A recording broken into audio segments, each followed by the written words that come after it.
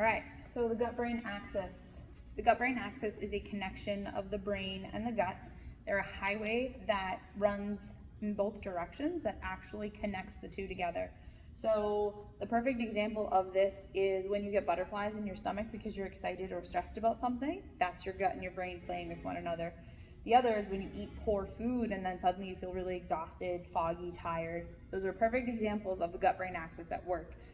And so symptoms to look for: headaches, sleeping poorly, brain fog, anxiety and depression, bloating, nausea. These are all indicators that the gut-brain axis is thrown off for one reason or another.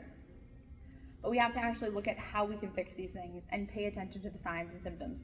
So first thing is work on meditation, work on mindfulness, yoga, just checking in with your body, being able to identify where you're feeling this, what it's coming from. Oftentimes I'll get people telling me that they feel anxious and they don't know why. And my first question is like, okay, well, have you eaten today? Have you drank any water today? And usually it's like, well, no, it's 3 o'clock in the afternoon. And that's one of the biggest things. So mindfulness, check in with yourself, figure out what is going on.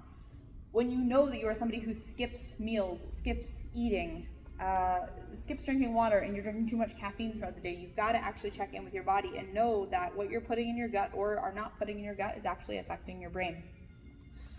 Making sure that you are getting enough fiber, probiotics, prebiotics, symbiotics, those things all work together to really help give you a healthy gut. And so if you're incorporating in probiotics, the good bacteria that your gut needs, prebiotics, the food and the fiber that it needs to break it down, and symbiotics to tie it all together, you're going to create an environment that your gut is happy with, which will in turn translate to positive cognitive function, positive mood. Probiotics. If you need suggestions for them, let me know. We have plenty of brands that I suggest, but it's very important and something that we often overlook. Another one, making sure that you are not pounding caffeine all day long without drinking water. I always come back to telling people to drink water, drink more water. This is no exception. So making sure that you are drinking enough water, getting in at least 80 ounces of water a day, but also if you're going to drink a lot of caffeine, a lot of coffee, try and find a good source of it, like an adaptogenic coffee, like a mushroom coffee. Perfect example of getting in enough nutrients so that way your body is getting benefits rather than just getting dehydrated. Adaptogens. Another, getting enough sleep, making sure that you are not sleep deprived, running on E. This one is so often overlooked, but incredibly important. Making sure that you are eating quality food. If you're eating processed food, you're eating junk, you're going to get brain fog, you're going to get tired, you're going to get sleepy, you're going to feel anxious, and you're not going to know why. And a lot of times I will get people that are telling me that they are anxious, dealing with any sort of cognitive issue. 9 times out of 10 it's tied to food. So that gut-brain axis is a huge indicator of how we're doing, how we're fueling ourselves, how our mental health is. And those two things connect so well together that we need to not overlook them.